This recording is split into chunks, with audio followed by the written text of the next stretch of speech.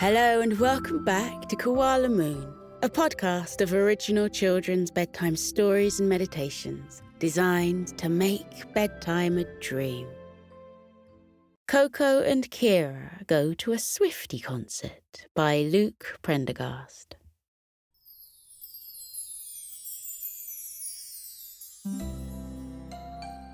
Deep in the heart of a faraway forest stood a cozy wooden cabin. Inside the cabin lived a family of koalas.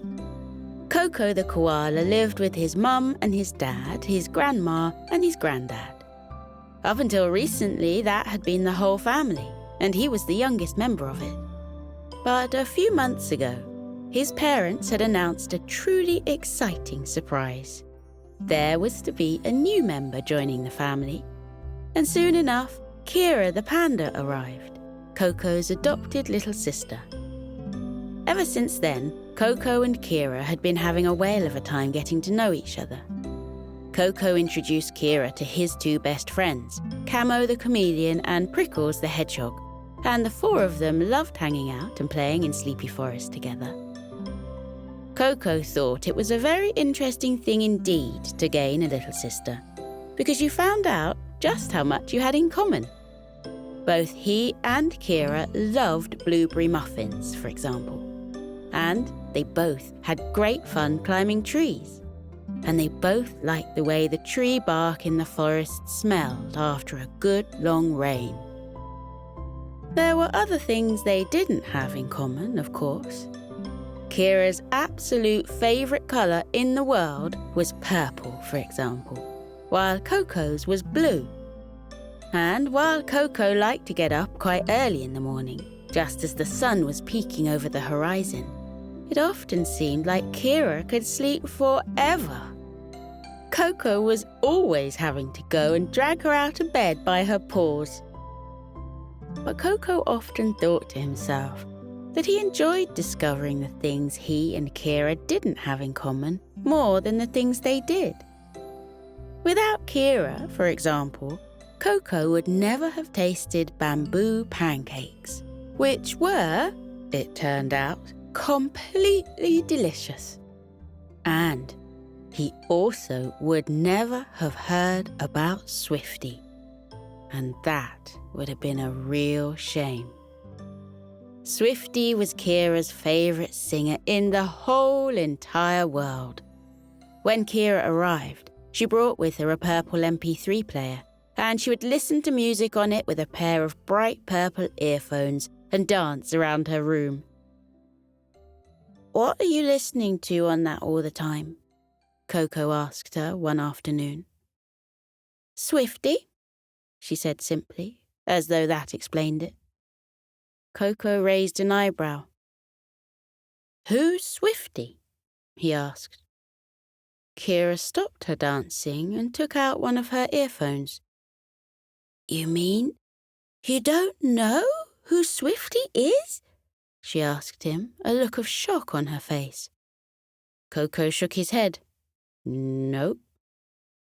"She's only the coolest singer in the world," Kira cried. "Look!" And from under her bed, Kira pulled a rolled-up poster. She unfurled it and lay it flat on the ground. And then, as she and Koko stood looking down at it, she said, "That's Swiftie." The poster showed a golden bird with lustrous golden feathers and a big mass of curly blonde hair on her head. She was wearing a long dress with lots of sparkly sequins on it, sequins of every colour of the rainbow. And in her hand, she held a microphone. Just from one look, Koko could tell she was fabulous. "Can I have a listen to some of her music with you?" Koko asked Kira, for some reason feeling a little shy. But Kira just threw her arms around him.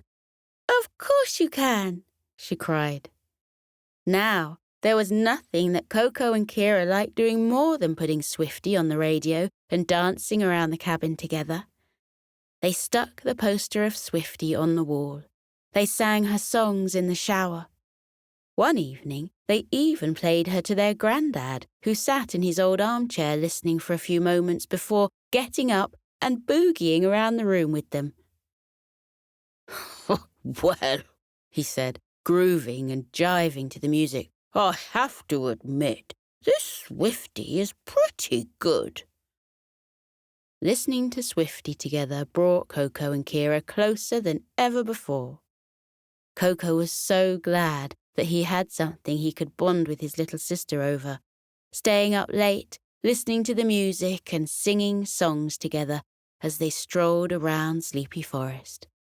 They agreed that there was nothing they'd wish for more than the chance to meet Swiftie in person. "That would be a dream come true," Kira sighed. One afternoon, when Koko and Kira came home from a day of working hard at Sleepy Forest Elementary School, their granddad was waiting in the cabin for them. "Come on, you two," he said. "I've got a surprise for you." Koko and Kira exchanged a wide-eyed stare. They wondered what on earth the surprise could be. Their granddad pulled an envelope out of his pocket and handed it to them. "Open that," he said, "and see." Koko said that Kira should open it, and so she took a claw and slipped it under the seal. She tore open the paper, pulled out its contents, and gave a big squeal of delight.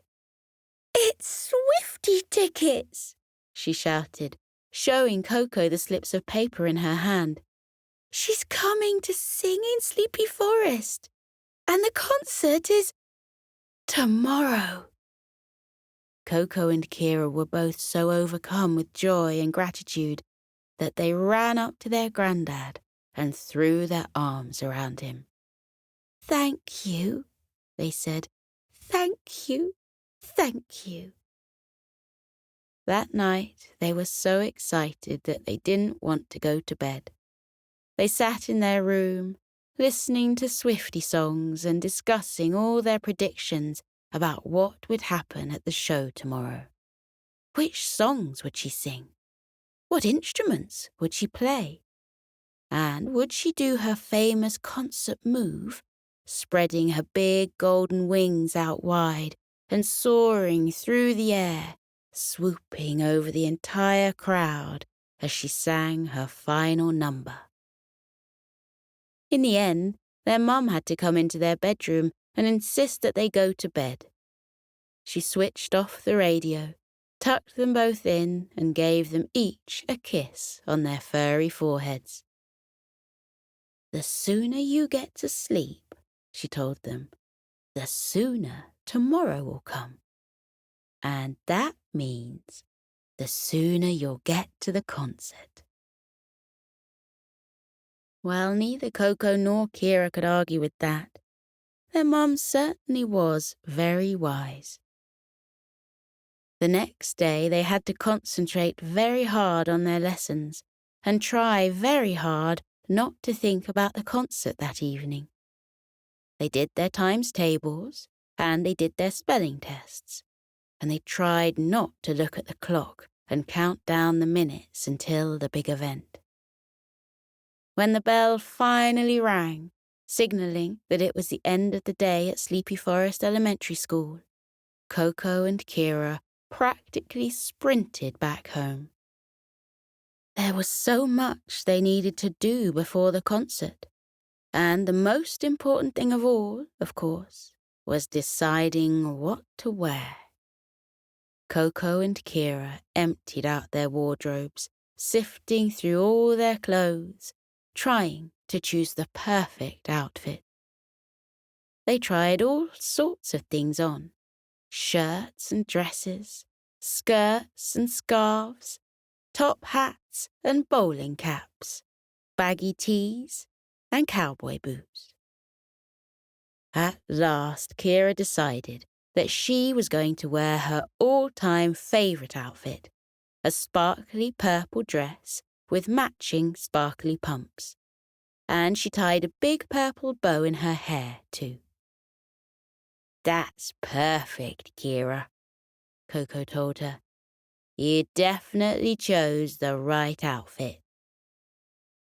In the end, Koko chose a blue t-shirt for himself, covered in a pattern of flying birds.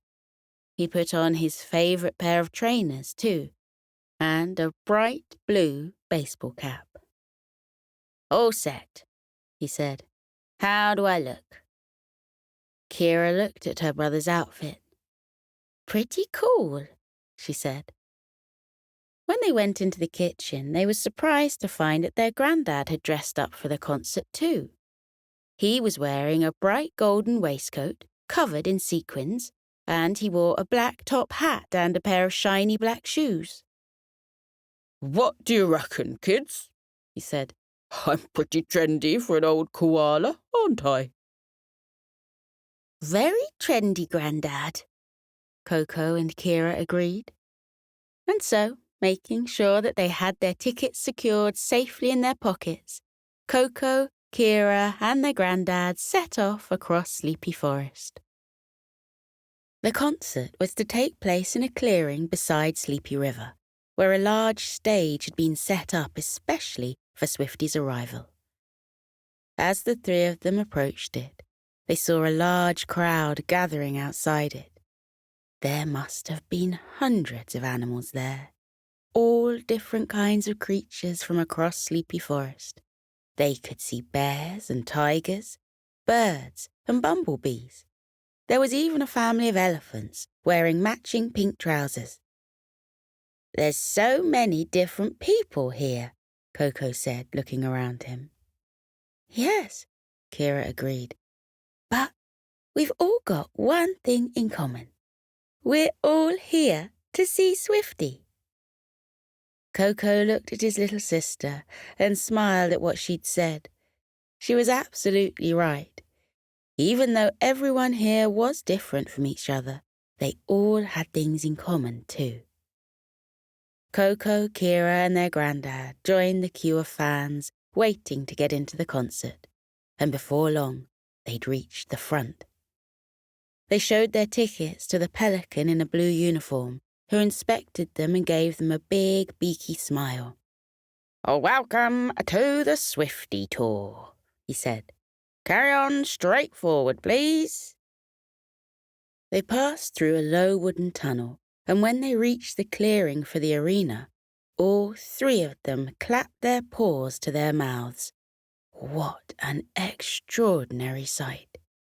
The clearing by the river had been completely transformed. A large stage had been set up by the water's edge, and on either side of it, two huge banners of Swiftie herself were smiling down on them, with her big blue eyes, her curly locks, her golden feathers. The stage and the trees all around it were slung with twinkling fairy lights, and there were big stacks of speakers on the stage. In front of the stage, the crowd gathered on a huge grassy area. Some were eating, some were singing, some were hopping from foot to foot in excited anticipation. Some sat on deck chairs, while others sat in circles on the grass, drinking fruit juices and eating veggie dogs wrapped up in paper. "What a big crowd," Grandad said. "This Swiftie sure does have a lot of fans." He glanced around the arena and saw over to the side an area where food and drink was being served. "We better get some grub in before the main event," he said. "What do you guys think?" Koko and Kira wholeheartedly agreed. In fact, their stomachs were already gurgling. They made their way over to the food area, stepping over picnic blankets, picking their way through other fans. Every creature they passed gave them a glowing smile, and waved, and said hello or asked them if they were excited for the show. They even saw one grinning giraffe dressed up as Swiftie herself, in a blonde curly wig and a spangly dress. The giraffe gave them a big, friendly wave. They couldn't believe just how friendly everyone was. For a few minutes, they stood in front of the food stands, deciding what to order. Everything looked so delicious. Then Koko spotted a particular sign above a stall. "Bamboo pancakes!" he called out in joy. "That's just what I want." At the same time, Kira spotted something she wanted. "Oh, yeah!" she cried. "They've got eucalyptus curry." Koko and Kira looked at each other in surprise and delight. What a funny, topsy-turvy world it had become. A koala eating bamboo pancakes, while a panda bear ate eucalyptus curry. The sun was dipping low in the sky, turning all the leaves of the trees dazzling reds and browns. Just as they were finishing off their delicious dinner, there was a rumble from the speakers. The show was about to begin. Koko, Kira, and their granddad went and took up their positions and watched as the lights on the stage began to flicker and flash. Kira felt excitement fizzing around her stomach, like she'd drunk too much pop. She'd been waiting for this moment for so long. She took hold of her brother's hand and gave it a squeeze. "I'm too excited," she said. "Me too," Koko said. A single guitar chord was strummed. It echoed around the Sleepy Forest arena. Then, out of nowhere, Swiftie herself swooped onto the stage, and the crowd let out a roar of cheers and applause. Swiftie sang. Swiftie danced. Swiftie soared, and Koko and Kira and their granddad sang and danced too, bopping their hips to the music, singing the words of all the songs. She was even better than they could have imagined. The minutes flew by as she played all her best numbers, opening her golden wings wide to give the audience an air hug, and strutting and boogieing across the stage. People in the audience passed out friendship bracelets made of beads, spelling out things like, "I heart Swiftie." All too soon, Swiftie gave a toss of her tangly golden locks and said, "Thank you so much for having me, Sleepy Forest. What an amazing night it's been. And you guys, have been the audience of dreams. This is my final song. Hope you enjoy it." The audience held their breath. The piano notes played. A drum crashed. And then, much to everyone's delight, Swiftie spread her wings and took to the air. Around and around the arena she flew, singing her final song high above the heads of the crowd, as her fans all clapped and sang. With a final flutter of her wings and a deep bow, Swiftie left the stage. "That was awesome," said Kira. "Thank you, Grandad." "It really was," Koko agreed. "I just wish it wasn't over." Their granddad looked at them both, his eyes twinkling mischievously. "Well, it isn't quite over yet," he said. What could he possibly mean? But their granddad only pressed a paw to his lips to indicate they shouldn't ask any questions, and gestured for them to follow him. Instead of heading in the direction of the crowd, out of the arena and back into the forest, Their granddad led them towards the stage. They walked around until they were in the backstage area. Ignoring the looks of confusion on Koko's and Kira's faces, their granddad led them up to a golden door and gave it 2 knocks with his paw. "Are you ready?" he said, smiling down at them.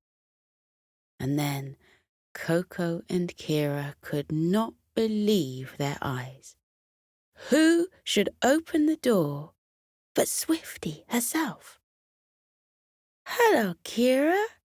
Hello, Koko," she said. "Your granddad told me you'd like to meet me. Thank you ever so much for coming to my show." Koko and Kira could barely speak. They were so overcome by happiness. Instead, they both gave Swiftie a big hug and thanked her for putting on such an amazing show. Swiftie gave them both a signed picture of her and another hug just for luck. And then Koko and Kira made their way, rather astonished, back across the arena. "How did you do that, Grandad?" Koko asked him. "Oh," their granddad replied, another twinkle in his eyes. "I have my secret ways." So they made their way back across Sleepy Forest as night descended and the shadows lengthened across the floor. They spoke about the concert. What were their best moments? What did they think of all of Swiftie's costumes? Kira said her favourite song was the one about Romeo and Juliet, and Koko said that his was the one about shaking it off. "I just like the boogieing," their granddad said. By the time they got home, Koko and Kira were rather tired. It had been a long day. Not only had they worked hard at school, but they'd spent the entire evening dancing and singing. It had all left them feeling very happy indeed, but also ready for bed. They gave their granddad an extra big squeeze that night, thanking him again for such an extraordinary surprise, and then they went up to bed. Kira took off her purple sparkly dress and put on her soft purple pajamas. Koko put his blue baseball cap back in the drawer. They did their teeth in the bathroom sink side by side, and then they each gave a big yawn. "Come on," Koko said. "Time for bed." Their mum came in to tuck them in, as she always did. "You'll sleep well tonight," she said, and they agreed. It certainly felt like they needed a big, long sleep. Their mum gave them each a kiss on the head and then closed the bedroom door behind her. In the darkness, the 2 siblings gave out happy, tired sighs. Koko began to hum a Swiftie tune, and for a few moments, Kira sleepily joined in. Then she turned on her side so she could see the silhouette of Koko lying on his back in his bed. "I can't believe we got to go to a Swiftie concert," she said. "I know," said Koko. "And we got to see her fly around the whole arena." "And," Kira added, "we got to meet her in person. We actually got to speak to her." "Yeah, ooh," said Koko through a yawn. "I still can't quite believe it." They lay on their backs for a few more minutes, and Koko thought perhaps that Kira had fallen asleep when she started speaking again.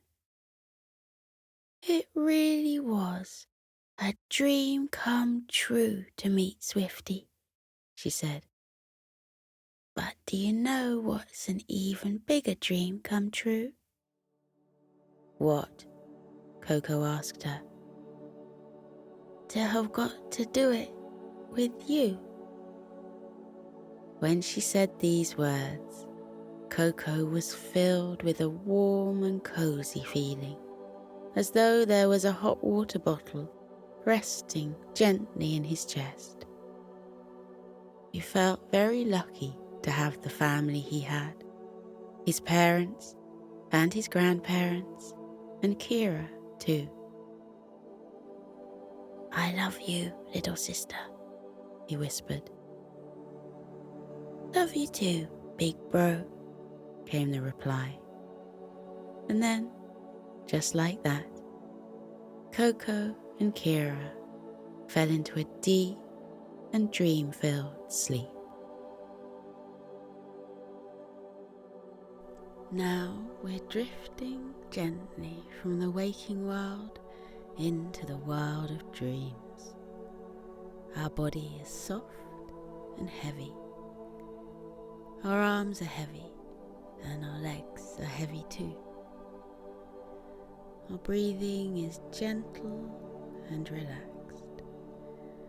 Our breath going in through our noses and down into our chests.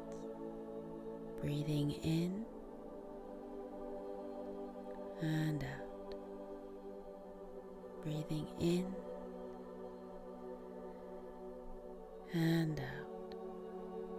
Just like the waves lapping back and forth, carrying you gently into sleep. In the waking world, our bodies are busy and active, but as we pass into the world of dreams, our bodies can relax. Let your bodies relax now. Let your eyes relax. Let your fingers relax. Let your toes relax. Feel all the muscles of your body sink down further into your warm and cozy duvet. Feel your body rest heavily down on the firm comfort of your bed.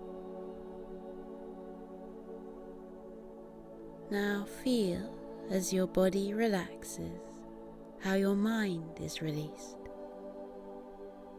Feel just how free your mind is.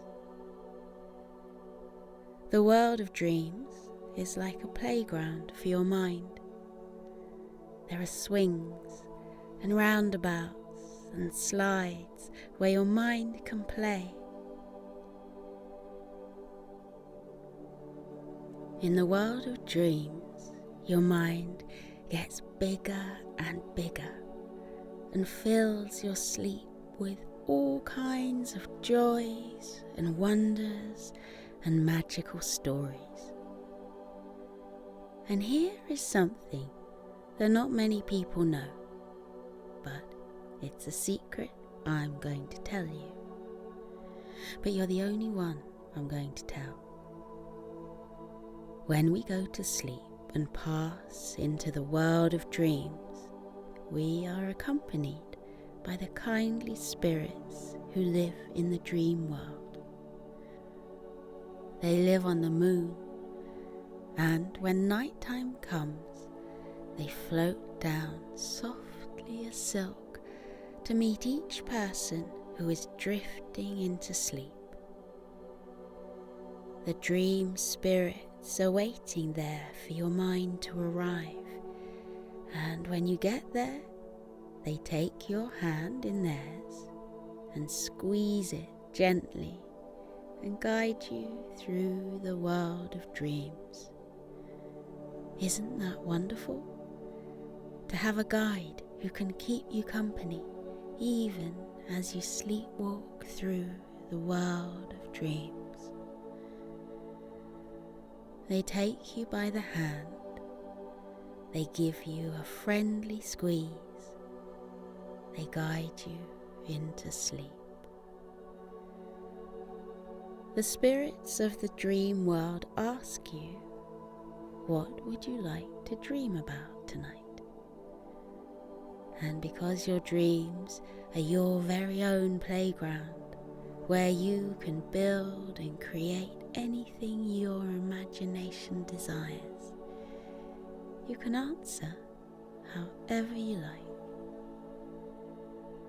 Maybe tonight in your dreams you would like to climb a tree, sit in the canopy, surrounded by tinkling leaves and bathed in dappled moonlight, and listen to the nightingale sing, or the crickets chirrup from the forest floor below. Or perhaps you would like the dream spirits to guide you into a magical world where you can learn how to perform all kinds of wondrous spells and charms. You can go on adventures, flying through the air on your broomstick.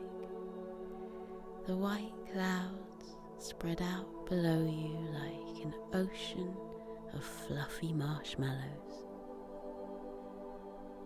Or maybe you'd like to visit a magical zoo, full of rabbits and puppies and kittens whose fur is so soft and comes in all kinds of different colours, brown and white and black, but also purple and green and blue.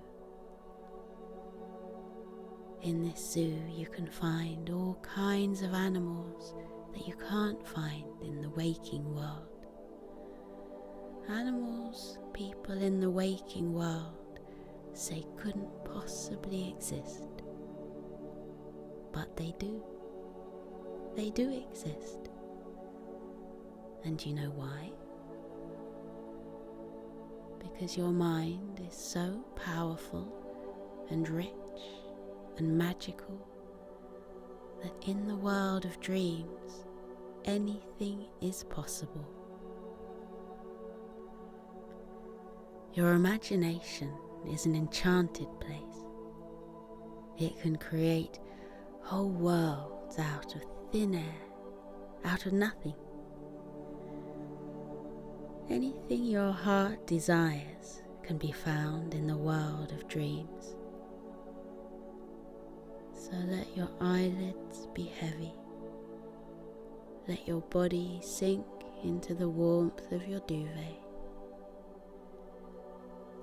Let your body drift into a deep and peaceful sleep. And let your mind float away into the world of dreams. The dream spirits are waiting to guide you through their magical world, their world of wonder, their world of delight. See the soft smiles on their beaming faces. Feel the warmth of their hands in yours. They take you by the hand. They give you a friendly squeeze. They guide you into sleep. Walk with them and let them lead you on magical adventures into the world of dreams. To jungles of green leaves with all kinds of creatures ready to show you their lives. To castles built out of clouds. To rivers bright as rainbows for you to swim down.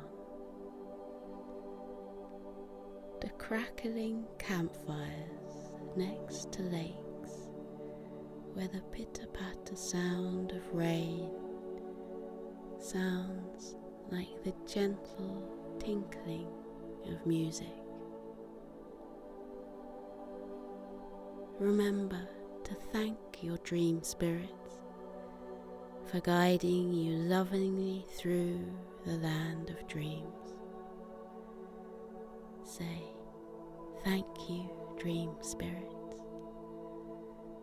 And when you say, "Thank you, dream spirits," the dream spirits will say, "Thank you" back. Because the dream spirits are just as lucky to accompany you through your magical dream world as you are that the spirits are there to guide you. So let your eyes close. Let the lids fall heavy. Let every part of your body, from the top of your head to the tips of your fingers and toes, be warm and heavy and sleepy. Let your mind slip into the peaceful world of sleep, where anything is possible. Good night.